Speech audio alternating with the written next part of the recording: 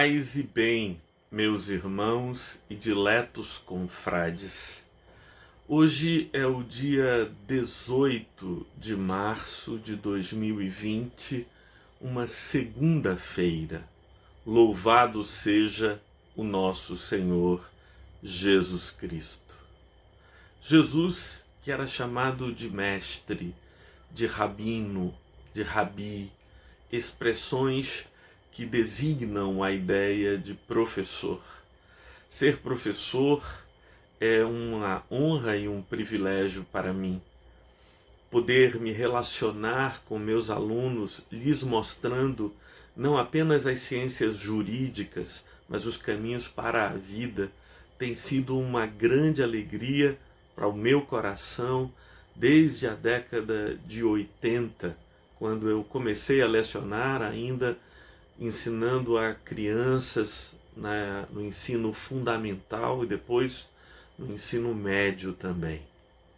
Hoje eu gostaria de conversar com vocês sobre um dos grandes ensinos de Jesus, que, conforme seu método peripatético de ir conversando com os discípulos enquanto caminhavam, enquanto viam a vida juntos, ele responde a esta indagação feita por um dos seus seguidores ao encontrarem um homem que havia nascido cego.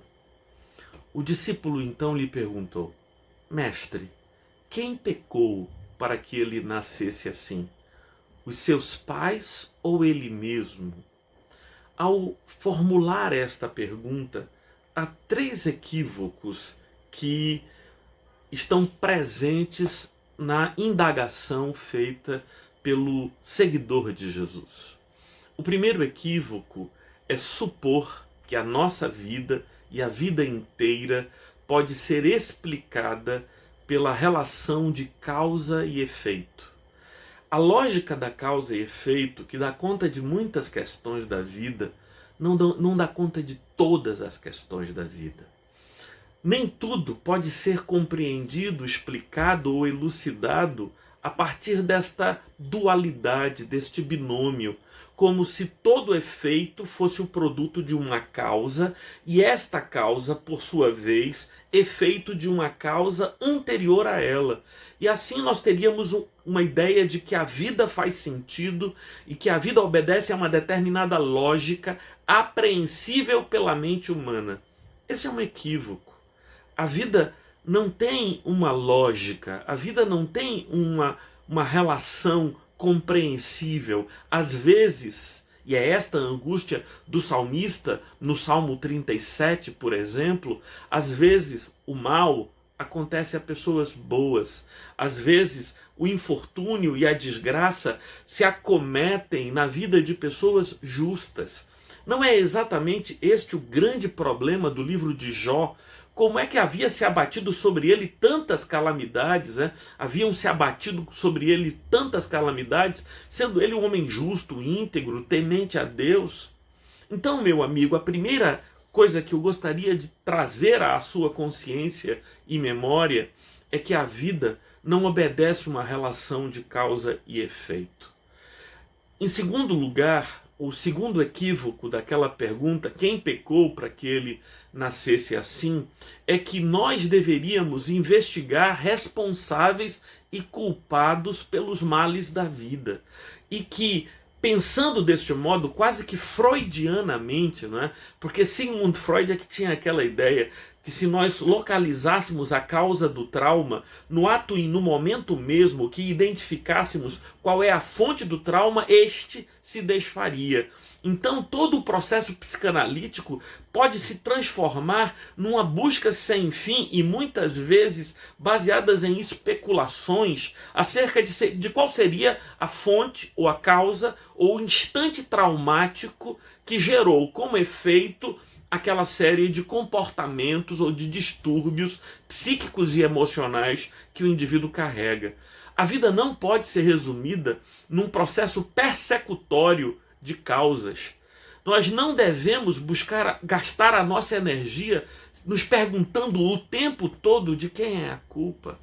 Então imagine você agora que vive infortúnios, momentos difíceis, relacionamentos desfeitos, gastar a sua energia o tempo todo perguntando o que foi que eu fiz, ou se vitimizando, o que foi que fizeram comigo. Isso não é apenas inútil, isso é fonte de sofrimento que você bem poderia evitar. O terceiro equívoco que eu vejo na pergunta quem pecou para que eu nascesse assim, é porque para que ele nascesse assim, porque eles estavam falando do cego de nascença, é um olhar que se ausenta do aqui e agora. Quando a pergunta se formula quem pecou, nós estamos, portanto, tentando discernir e compreender um acontecimento que se dera 20, 30, 40 anos atrás. Eu não sei qual era a idade do homem que foi encontrado e que tinha uma cegueira de nascença, mas o olhar é um olhar para trás, é um olhar para o ontem, que se ausenta deste momento. Talvez você esteja curioso de saber qual foi a resposta de Jesus à pergunta dos discípulos. Quem pecou para que ele nascesse assim? Ele mesmo ou os seus pais? A resposta de Jesus foi esta: nem ele, nem seus pais pecaram para que isso acontecesse. Mas isso se deu para que se manifeste no aqui e agora a glória de Deus. Jesus foi lá e restaurou, na verdade, deu pela primeira vez a visão àquele homem. No comportamento e na resposta de Jesus, eu aprendo duas lições extraordinárias. Abandone a persecução e a pergunta de quem é a culpa e pergunte-se o que eu posso fazer aqui e agora para ajudar a esta pessoa. Em segundo lugar, quando o fizer, lembre-se que isto é manifestação da glória de Deus. Vamos orar? Ó Senhor Deus, ajuda-nos a nos libertarmos da busca sem fim e especulativa em sua essência de culpados pelas tragédias e dramas que vivemos e que pessoas queridas vivem. Ajuda-nos a enfrentar a realidade e manifestar a tua glória no tempo presente de nossas vidas. Em nome de teu Filho Jesus. Amém.